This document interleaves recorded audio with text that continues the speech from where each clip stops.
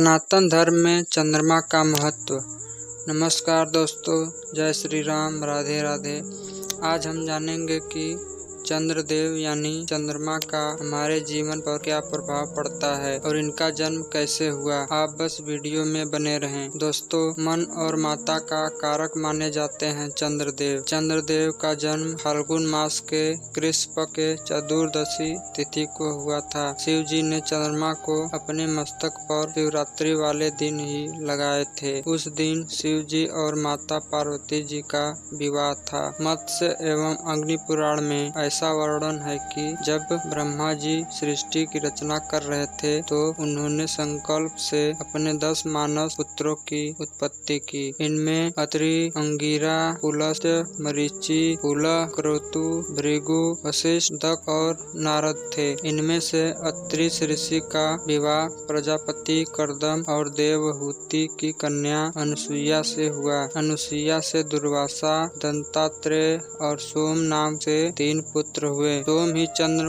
के नाम से जाने जाते हैं। वैदिक काल में सोम का स्थान प्रमुख देवताओं में था। सूर्य, अग्नि और इंद्र का आदि देवताओं की तरह सोम के भी स्तुति मंत्र प्रचलित थे। जिस चंद्रमा को खूबसूरती की मिसाल देने के लिए प्रयोग में लाया जाता है और जिस पर जाने के लिए आज चंद्रयान तैयार है, इसका धर्म और ज्योतिष में क्या महत्व है, विस्तार से जानने के लिए आप इस वीडियो को पूरा देखिए। चंद्रमा के जन्म की एक अन्य कथा भी है। पौराणिक कथा के अनुसार जब देवता और दानवों ने मिलकर समुद्र मंथन किया था तो उसमें से 14 रत्न निकले थे। चंद्रमा इन्हीं में से एक थे। यद्यपि ग्रह रूप में चंद्रमा की उपस्थिति समुद्र मंथन से पहले भी थी। समुद्र से निकले 14 रत्नों में से 2 को शिव ने ग्रहण किया, एक कालकूट विष और दूसरे चंद्रमा को। ऐसी मान्यता है कि जब विष की ज्वाला से शिव का मस्तक जलने लगा तो उसे शीतलता प्रदान करने के लिए उन्होंने मस्तक पर चंद्रमा को धारण कर लिया। सनातन परंपरा में चंद्रमा का बहुत ज्यादा मान है, क्योंकि कई सारे ऐसे महत्वपूर्ण व्रत, तीज, त्योहार और पावन तिथियां इससे जुड़ी हुई हैं। हिंदू धर्म में चंद्रमा एक ऐसे देवता हैं जिनके दर्शन हमें भगवान सूर्य की तरह प्रत्यक्ष रूप से होते हैं। हिंदू धर्म की तरह वैदिक ज्योतिष में इसका बहुत सा ज्यादा महत्व माना गया है, क्योंकि किसी भी व्यक्ति की राशि तय करने से लेकर उसे भविष्य में मिलने वाले फल आदि की जानकारी में चंद्रमा अहम रोल अदा करता है। चंद्रमा का हिंदू धर्म और ज्योतिष में क्या महत्व है, आइए इसे विस्तार से जानते हैं। इन कथाओं के बीच चंद्रमा के जन्म का पद्म पुराण में भी जिक्र आता है। ब्रह्मा जी ने अपने मानस पुत्र अत्रि को सृष्टि के विस्तार आज्ञा दी। अत्रि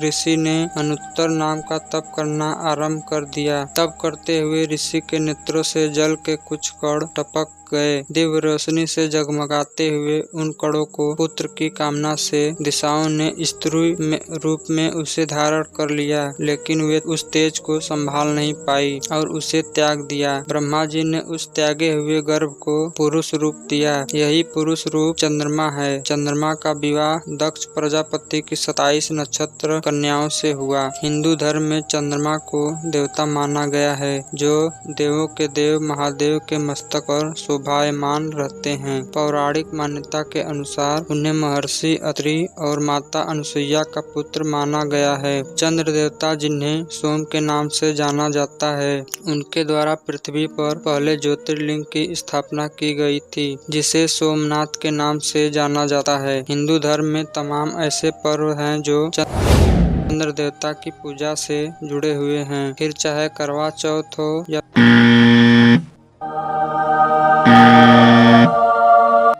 फिर गणेश चौथ। सनातन परंपरा में प्रत्येक मास के शुक्ल पक्ष की द्वितीया तथा पूर्णिमा के दिन चंद्र दर्शन का बहुत ज्यादा महत्व माना गया है। शरद पूर्णिमा, गुरु पूर्णिमा, फाल्गुन पूर्णिमा और तमाम महीनों में पड़ने वाली अमावस्या का संबंध भी चंद्रमा से ही है। गौरतलब है कि दीपों का महापर्व दीपावली कार्तिक मास की अमावस्या के दिन ही मनाया जाता है। हिंदू मान्यता के अनुसार पितर भी इसी चंद्रमा पर निवास करते हैं। ज्योतिष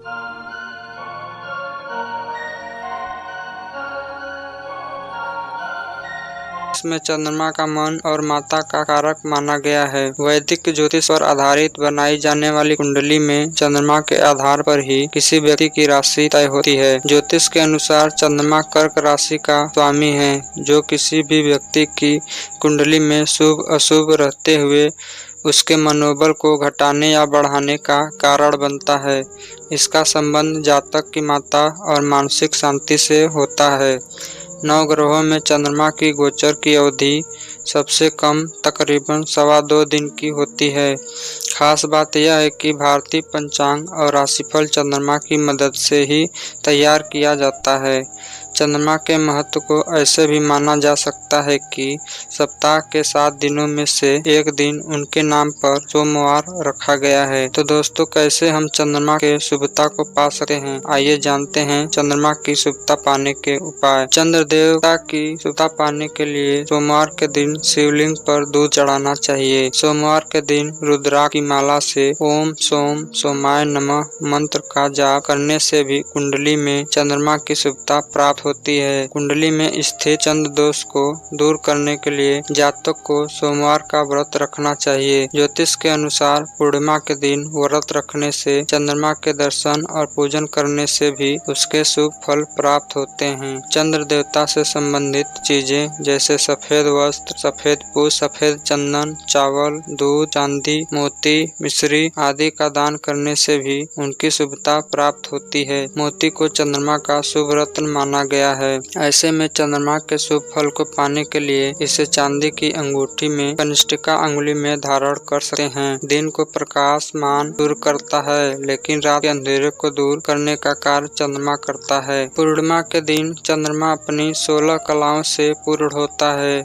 विज्ञान के आधार पर चंद्रमा की उत्पत्ति के बारे में एक नया शोध सामने आया है। इनका मानना है कि अरबों साल पहले एक बड़ा ग्रह पृथ्वी से टकरा गया था। इस टक्कर के कारण चांद का जन्म हुआ। यहाँ दी गई जानकारी धार्मिक आस्था, लोक मान्यताओं पर आधारित है। इसका कोई भी वैज्ञानिक प्रमाण नहीं है। इसे सामान्य जन रुचि को ध्यान में रखकर यहाँ बताया गया है। अगर आपको ये वीडियो अच्छी लगी तो चैनल को सब्सक्राइब जरूर करें। धन्यवाद।